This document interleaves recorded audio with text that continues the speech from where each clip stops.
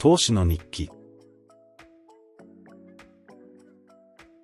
2005年から日本株式投資メインで投資を始めました。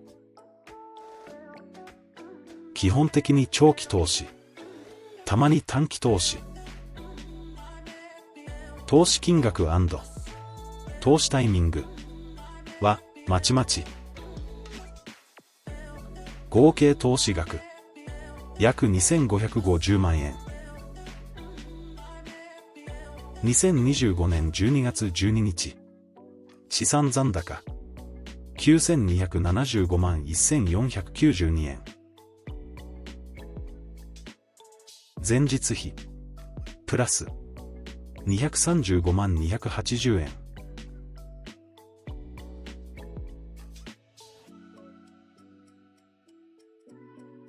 電子レンジっていろいろな便利機能ボタンがついていたりしますよね。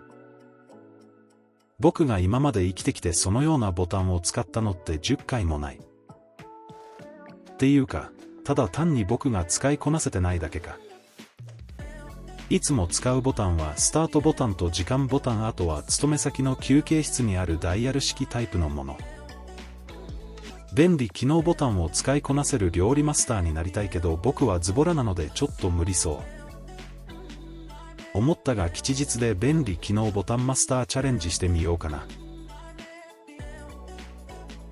ご視聴ありがとうございます。よろしければいいねボタン、チャンネル登録よろしくお願いします。